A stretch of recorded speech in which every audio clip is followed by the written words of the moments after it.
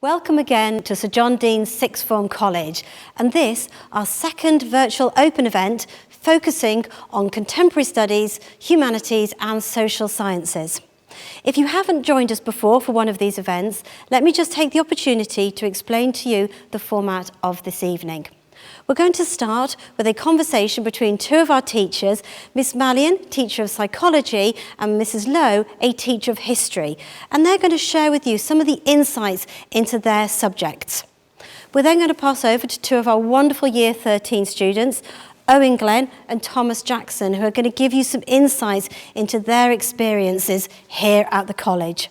And then finally, we've got some questions that you've previously sent to us that we're going to put to our teachers to hopefully give you a little bit of an extra insight into those subjects and help answer some of your queries for your applications to us. So without further ado, let me pass over to Miss Mallion and to Mrs. Lowe. Thank you. Hi, I'm Amy, teacher of psychology here at Sir John Dean's. Hi, I'm Jenny, teacher of history and second in department in humanities. Amy and I are delighted to be here this evening having a chance to talk to you about our two subjects, history and psychology.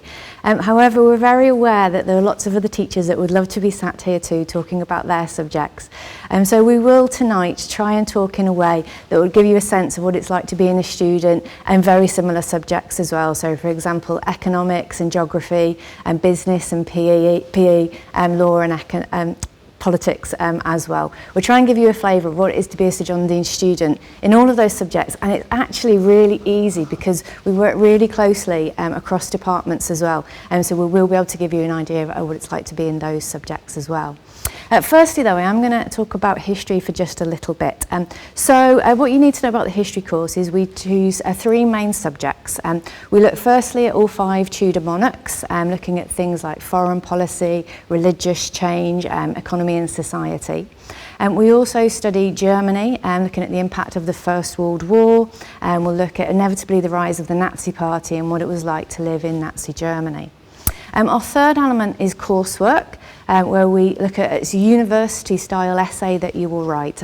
This is quite a worry for some students, but we will break it down into small chunks and we'll guide you through each stage of that. And students are always incredibly proud at the end at what they've produced on that. Those 3 courses then will look at controversial events, controversial questions, and it'll give you a real broad sense of history and the key skills that we learn. Some students are sometimes worried that they may have done some of these topics at GCSE, and most commonly you will have studied a bit of Germany and usually Elizabeth I. And we're really aware of this, and every year I ask our Year 13s before they go, would you do the same subjects again? And they 100% say yes, don't change anything, that they went into way more detail than they did at GCSE, and they really love the topics. So rest assured it is new and exciting topics that we'll be learning. Amy would now like to tell you a little bit about psychology. Thanks, Jenny. So lots of you probably have questions about the study of psychology, and our subject to quite a lot of you will probably be brand new. So psychology is the scientific discipline, it is the scientific study of the mind and behaviour. So we in our subject try and understand why people think the way they do and why people behave the way they do as well. We cover really interesting areas of our subject. In this college in particular, we're really lucky that we can give to you the crime modules. So lots of our students are really interested in criminal psychology. That's one of our core kind of components within our 3rd exam. We also look at sports psychology as well, which is a really interesting way again to think about society and psychology in the real world. You can apply it to even just watching sporting programs on the television, how things like the audience affect someone's sporting performance. Now, we are a scientific discipline, so we do, within our subject, we do cover areas of maths as well. So we have to collect data about human behaviour and try and analyse that in a way that makes our subject more scientific and objective. So we'll collect our data, and you yourselves will do your own experiments and observations of other students, and then we statistically analyse and try and make sense of that data as well. And I think one of the things that's great about our subjects within our area is that actually they are all about understanding the nature of society. all of our subjects, whether it is politics, law, looking at things like the presidential elections, whether it's economics and geography, looking at globalization, or whether it's psychology and sociology, looking at, again, understanding human behaviour. Subjects within humanities, social science and contemporary studies are very interchangeable, and we all try and understand how people in society behave in different ways. And again, actually, for us, we often get asked, actually, what subjects go quite nicely together, and sometimes actually our subjects do overlap, don't they, Jenny? Yeah, definitely, and it's lovely when that happens too. It's a real magic moment in the classroom when a student will bring to the lesson something that they've learned in another subject to help them understand our subject. And it happens really directly in psychology and history. Last week with Year 13 we'd come to the end of the Germany course and we were asking really big questions like, was the Nazi regime really popular? Who is responsible for the Holocaust? We naturally kind of drifted off the exam paper a little bit, and we just reflected on our own society, and we thought about how would we act if we were in their situation? Would we behave in the same way? Would the same events happen as well? And really excitingly, psychology look at exactly the same topic, don't you, Amy? Yeah, so we also, one of our most famous studies starts by looking at the German soldiers during World War II. So lots of us question the behaviour of those German soldiers and try and understand why on earth they would commit such atrocities. And in psychology, that's what we try and understand. So one of the first really exciting pieces of research that you will study in Year 12 actually looks at whether there is a reason for that obedience seen during World War II.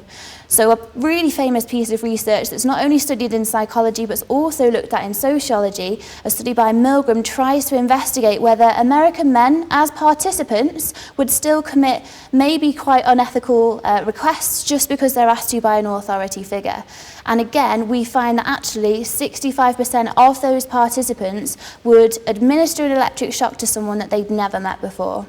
Now, please don't worry, not all of our subjects cover such controversial issues, but again, they're all about understanding the kind of nature of society and trying to explain why people behave the way they do. Now, a really common question, again, that we get asked an awful lot is how maybe some of our subjects work closely with others and what subjects work well together as part of your 3 A-level subject course. Now, whether that is looking at some of the scientific subjects within our area, psychology, geography, or maybe PE, those subjects go really nicely with some of the STEM subjects, whether that's economics and business going with the mathematical subjects, or even history, politics and law, they work really, really nicely with some of the arts and culture subjects as well. Now, we pride ourselves here at Sir John Dean's College on being able to tailor a course that works for you.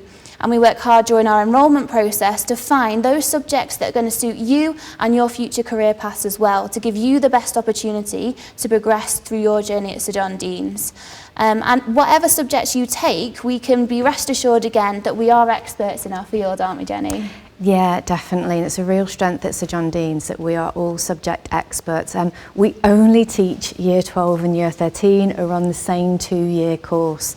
As a result, the course you are learning is the only course that we worry about all day. Also, an awful lot of us mark for examination boards as well, which means we have absolute certainty on how to prepare you for those final assessments and final examinations.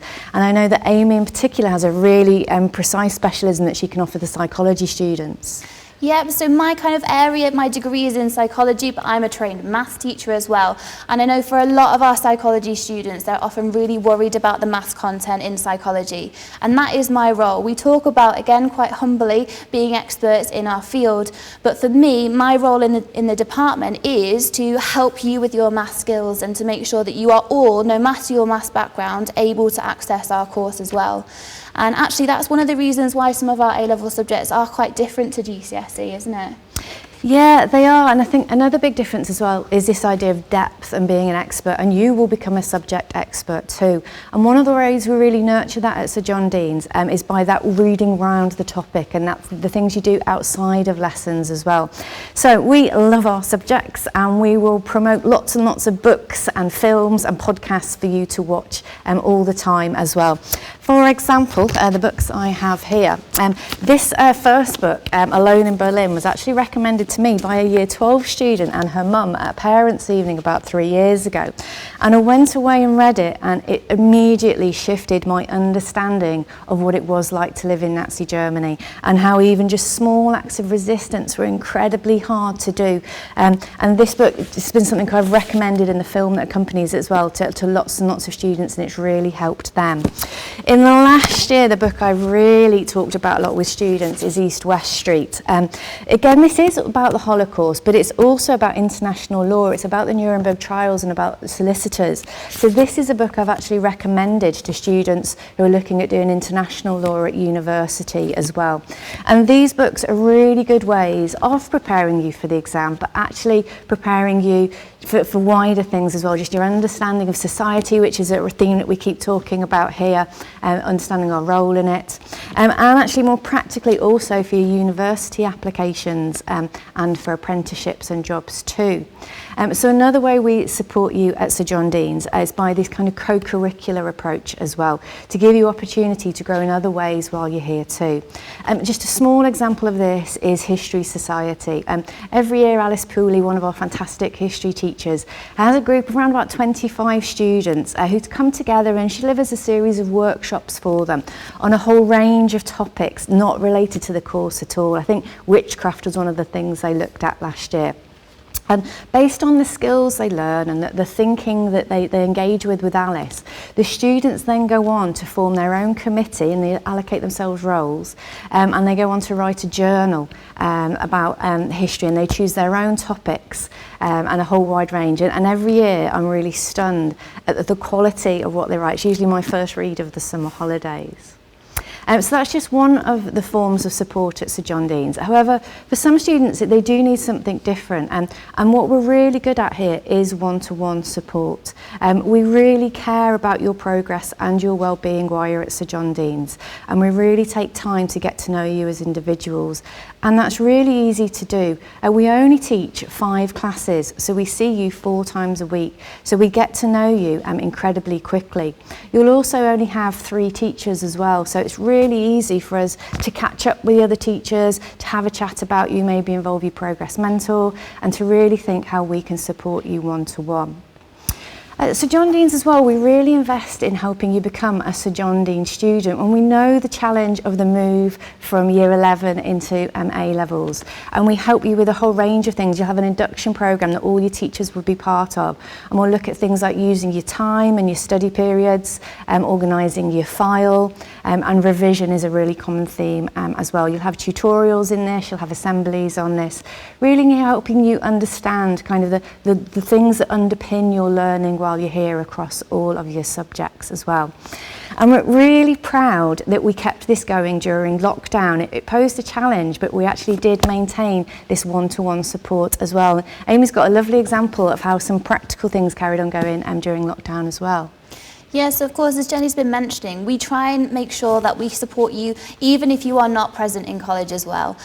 So remote learning and lockdown pose that challenge to us. We in psychology love organisation, and one of the things that we are really, really hot on in our subject is file organisation. Now for us, remote learning meant that we couldn't do that physically, so what we asked our students to do instead was just simply to film a video of themselves talking us through their file. That way we could hear their thought process, we could see that organisation, and it was another way for us to support them even though they weren't present in the classroom.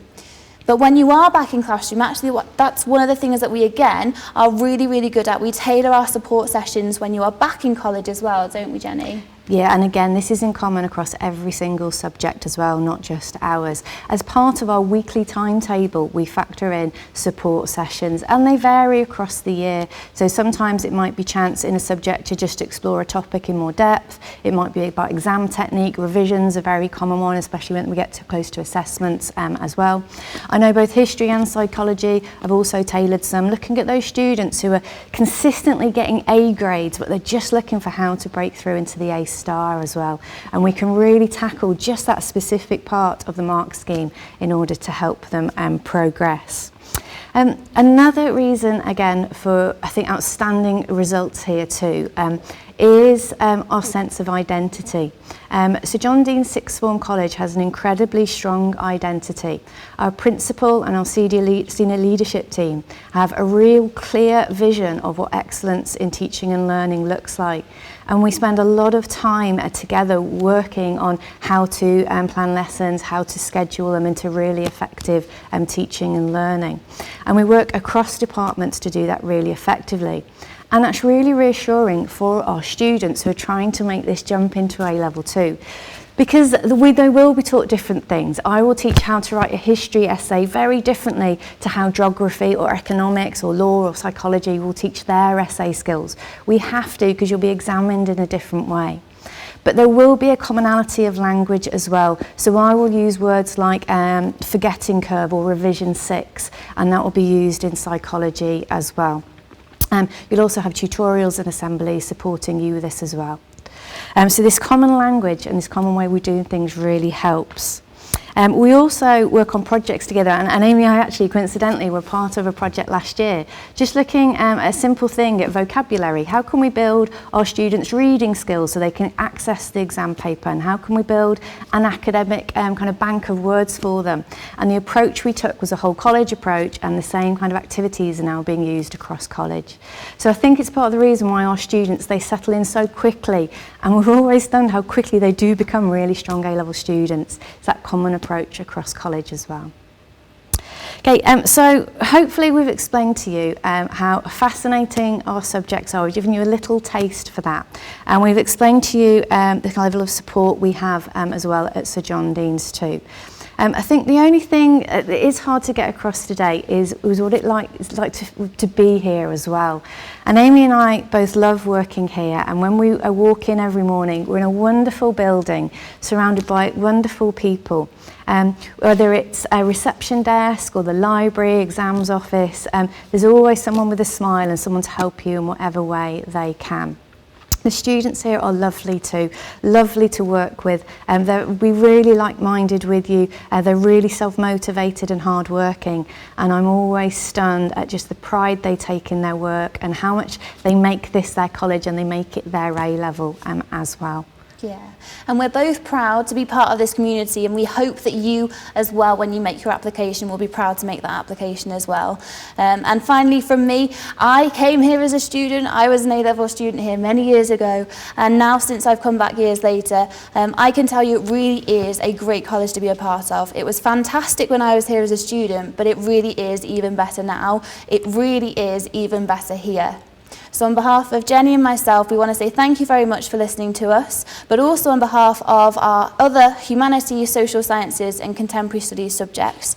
We hope that you understand that as a commonality between our subjects, we try and understand society, and we recommend that you watch some of those videos in the playlist below to see again if maybe some of those subjects you've never thought of take your fancy and actually open your eyes again to those subjects we offer here at college. So on behalf of Jenny and myself, I'm going to hand back over now to two of our fantastic Year 13 students, and they're going to tell you a little bit more about their subjects as well. Hello, my name is Owen Glenn.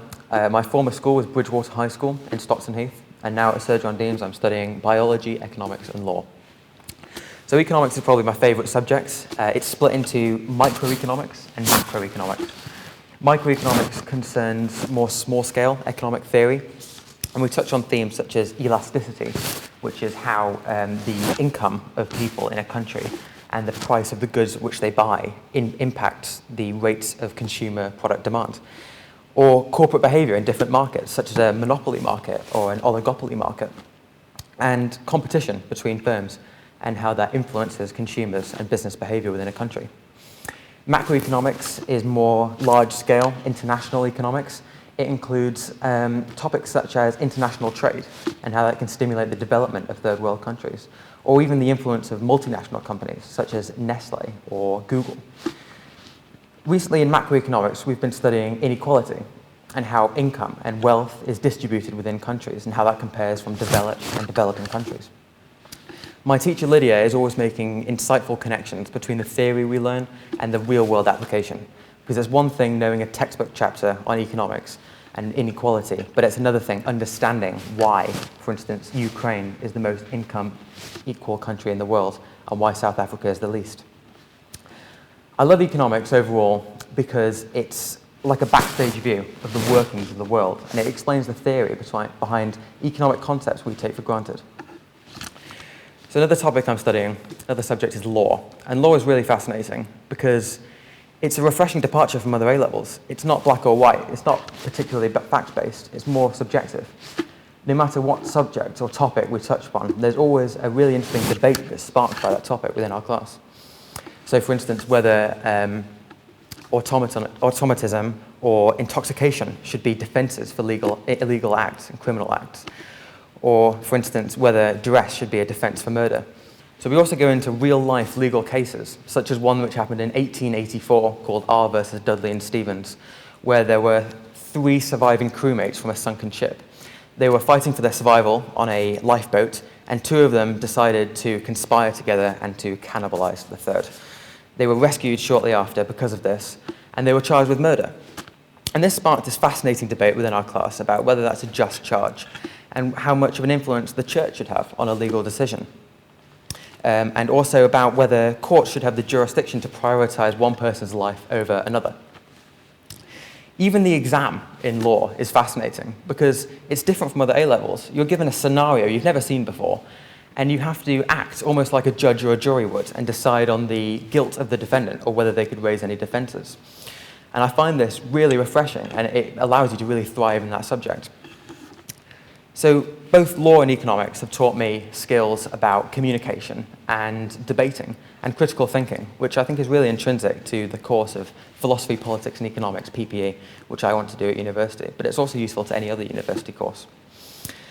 I was slightly apprehensive about taking economics and law because I'd never done them before. I've never done them before A-level. But I knew from the first lesson that I'd absolutely love the courses, and I'm sure you will too. So I'm now going to hand over to Tom.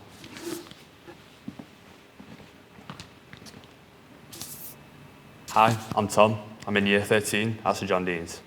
After attending St Ambrose College for 5 years, I felt a change was necessary, and St John Dean's transformed my outlook on education.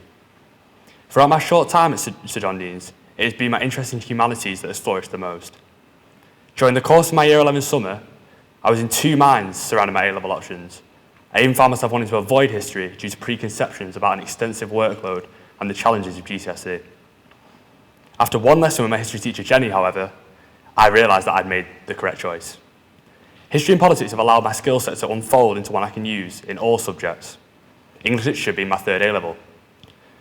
My essay writing, exam technique, and contextual knowledge have significantly improved over the past 14 months. As a student hoping to study English literature at university level, both history and politics have provided a platform for debate and awareness which complement all 3 subjects. Prior to the beginning of my A-level experience, I wouldn't have thought there'd be such strong links between my subjects, but it's been interesting discovering how the Tudor period relates to Shakespeare and how political ideology highlighted in politics corresponds to a social political protest text. History and politics are often perceived as being intense and, dare I say it, almost boring. I couldn't disagree more. Alex, Jenny and Paul all worked tirelessly to ensure the balance of discussion and writing leading to a wider interest in the subject. My subjects have ignited a passion for real-life events. For example, my history coursework on the American Civil Rights struggle, combined with my work on US politics, has led me to be immersed in the recent Black Lives Matter movement and understand the parallels we see in today's society. Similarly, the study of Weimar Germany and Hitler's totalitarian regime was captivating, giving me a wider view on ideology and the steps taken to secure such a brutal system. At the start of year 13, we began the study of American politics. Not only has this broken down instrumental events in the history of the United States, it's also significantly improved my understanding of elections and their importance, piquing my interest in the recent election result. Even my earlier study of the UK political scene furthered my understanding of the effects of Brexit, coronavirus, and even Mr Johnson's newfound majority in Westminster. It's important to remember that these subjects are often challenging, but with these challenges comes a rewarding feeling that these courses can provide. It is amazing how a good essay mark or an impressive response in class can encourage us as students.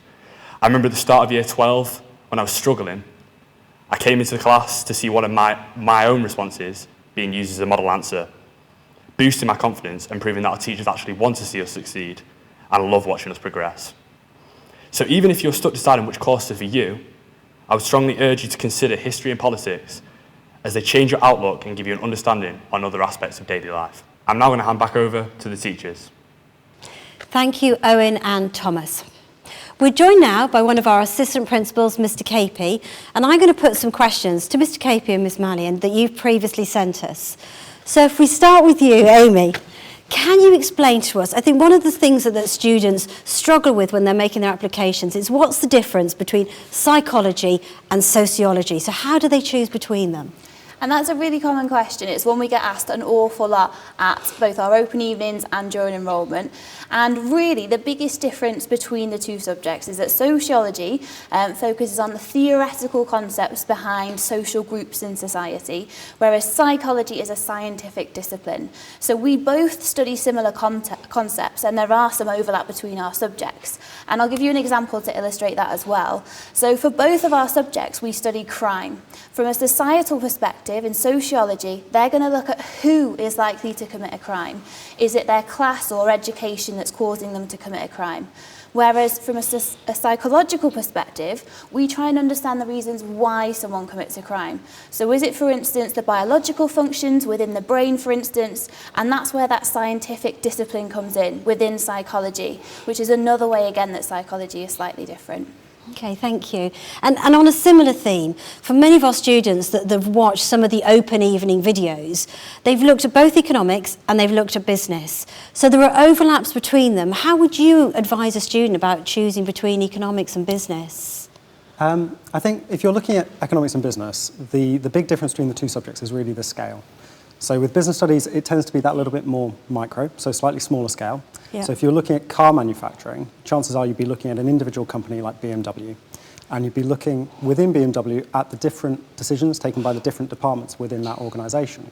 So you might be looking at the marketing department and the decisions that they make and what the impact is. Or you might be looking at potentially the finance department, looking at the balance sheets, the cost and revenue curves, those sorts of things. With economics, the scale is much bigger. So what we tend to look at is, rather than looking at BMW, we look at the car market in general. And what we're trying to do is, assuming everyone's logical, that's one of the big assumptions we make in economics, which is part of the problem with the subject, but we assume everyone's logical, and we look at the impact of decisions by anyone in the market and how that filters through. So if we were looking at the car market and we look at, I suppose, the government putting a tax on diesel cars, we'd be talking about what's the logical implication of that. So producers might have to change the product, make it a little bit more environmentally friendly, maybe change to petrol-powered cars. That would incur a cost. That then bumps up the price, and as a result, consumers might not want to buy it, so the government ends up with the unintended consequence of less tax revenue. So that's the kind of difference. It's the scale between the two. Business is much more small scale. Economics is much larger in terms of the scale of what we're looking at. In terms of your question, I suppose the short answer is they're both great subjects. They're both current, they're both interesting, they're both applicable to real life, and we've got a range of really fantastic career options out there. Okay, so for somebody who's going to study economics as one of their A-levels, what other subjects are going to go really well with economics as part of a programme? So for me, two of the really good things about economics is it has really strong writing and essay skills in it, and it also has a lot of analytical skills. So as a result of those two things, it goes really well with a lot of those traditional writing subjects. So things like psychology, history, politics, those traditional writing subjects. At the same time, the analytical skills mean that economics goes really, really well with your maths, your science, chemistry, your STEM subjects, essentially. And the combination of both of those means it works really well with a suite of subjects. In particular, I would say that probably the most complementary subject with economics is geography. And you'll know, Stephanie, that I'm slightly biased in this because I teach both geography and economics. But part of the reason for teaching both subjects is that the course content crossover is really significant. And also the way which they're examined is very close. So, I mean, if we're teaching globalization, we do it in both subjects. And in geography, they'll look at some of the economic concepts or consequences of globalization, but they'll also look at the environmental, and they'll look at those really interesting social consequences of the world becoming that little bit more interconnected. So the result of that is students can go that little bit deeper, they get that really good understanding of the subject, and they start to really love it. I suppose the other benefit, while I'm talking about geography, the other benefit of geography is that you get to see both subjects in the real world. So you do fieldwork in geography where you can look at the economic consequences of regeneration. And we also do some fantastic trips around the world, which we do with biology. So we've been to Mexico, we've been to Indonesia, we've been to Honduras, we had a trip planned to Fiji. And the result of all of those things is that you get to see both economics and geography in the real world that really brings both subjects to life. Okay, thank you. I think one of the things you touched on then is essay writing, reading. There are certain subjects that are going to involve a lot of writing and they're going to have those skills. So students asking about psychology, is there a lot of essay, a lot of long answer writing in psychology? And I think you've kind of answered the question again, Steph. For lots of subjects within this area, whether it is economics, psychology, history, politics or law, there will be essay writing involved to some extent. And we do require students at A-level to formulate an extended response. But again, yes, there is essay writing within psychology. We support you every step of the way. So it might be that we give you a certain structure in psychology to help you formulate your answer. But again, that structure is going to be really transferable to the other subjects you may study across the A-level subjects as well. And that's the really good thing about the subjects within our area is they've got those really nice transferable skills. And if it is something that you are worried about, we are here as subject experts again to support you with those kinds of structures as well. I think that's really important because when you've mastered the skill in one subject, as you say, you can transfer it to your other subjects. And so you're raising your abilities in all of your subjects across the board. I think some of our students, when they've been considering their applications and putting their applications into us, have looked at some of the subjects that they've never accessed at GCSE, so politics or law. Are there advantages to starting a completely new subjects, or are there disadvantages? How would you advise someone who's never studied a subject before about accessing that subject? And again, that is a really common question, especially for lots of subjects within our area. Like you said, politics, law, but psychology and sociology as well are probably a subject that you've never studied before. And it's a common question we get asked often. For us in psychology, again, I'm speaking on behalf of my subject, it doesn't matter whether you have studied that subject before. But if you're looking again to find out whether it is important, take advantage of kind of prior reading, research the courses as well, have a look at some of the videos in our playlist that we've done for each subject. A simple Google search will help you find what is actually required on that specification and whether you actually need to have studied the subject before. Because actually sometimes if all of our students start at a level playing field, for us it's great because we get to mould you and shape you into a beautiful A-level student. Thank you. I think one of the questions we've been asked a lot as well is when students are looking at their A-level choices, they're thinking beyond us. And it may seem a long time away now, but it is the direction that they're going to. So for subjects sort of economics and geography, what sort of career opportunities are there out there? What sort of degrees do they go and study with those subjects? I suppose, like all of the subjects we're talking about tonight, the economics and geography courses have really strong essay-based skills. They also have really strong analytical skills in the same way as psychology does, and that's a really good combination in terms of setting you up for a really fantastic career. So if we're talking about geography, geography ends up with a lot of our students going towards the environmental sort of career paths or potentially going on to science-related careers. If we're talking about economics, a lot of our students go to those professional services careers. So whether that's the civil service or whether it's banking and finance, looking at actuarial or auditing careers, or even just accountancy, there's a lot of different career paths open. One of the things that I suppose a number of our students have actually gone into is the legal profession, because those commercial awareness skills that you learn in economics are really, really valued by those corporate careers. So I suppose the easy answer is that there's a real range of career paths across all the humanities subjects, because the skills that you learn as an A-level student really are applicable to life. Okay, thank you. So final question to both of you tonight. So as a teacher, and as someone that's studied your subject yourself, what is your favourite part of the A-level course? I suppose in terms of economics, there's a huge range of different things that are fantastic about the subject. And there's a whole range of complex theories that are really interesting. But I think the reason I really enjoy teaching it is the same reason that students really enjoy learning it, which is the fact that it's one of those subjects that just feels real. It's very applicable. You can see all the things that we study in the classroom playing out in real time in the real world. And I think it's that real-world applicability that students love. So we spend a lot of time talking about government policies, looking at some of the financial responses that the government has to embark on when you have an economic shock, whether that's the 2008 financial crisis or whether it's the economic shock that we've seen this year in 2020. And actually what the students love is they love being able to take what they've learnt in the classroom, go home and see the same debate being put forward on the media, and they can then critically analyse it, they can look into it with that critical eye, and it really does bring everything that they're learning in the classroom to life. And I think that's key, isn't it? It's the joy of seeing your students actually hearing on the radio or watching the news and realising, I understand all of these concepts, I can follow what's being said and have my own view and my opinion. They can put something back into it. So what about you, Amy? What's your favourite part of psychology?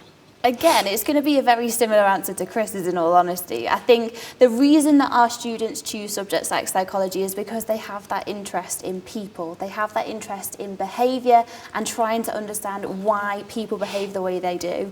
And for me, that's why I love psychology as well. I love learning about people, I love learning about development, and again, how you can, just like Chris has said, take that learning outside of the classroom. One of the kind of common things that we always get asked whenever we are met with people who see that we teach psychology is, oh, I bet you're going to read my mind. And that's that common question that we always get. No, we can't read your mind, but we can try and understand why you think the way you do. And for me, again, just as Chris has said, I love psychology because it allows me to understand people. Thank you. That brings us to the end of our second virtual Open Again. So thank you very much for joining us this evening. We hope that you've learned some more, both from our teachers and from our students, and you have a clearer understanding of the options that are available to you. As we've previously said to you, show us your enthusiasm, show us your loyalty, and if you haven't already done so, put in your application form now to the college.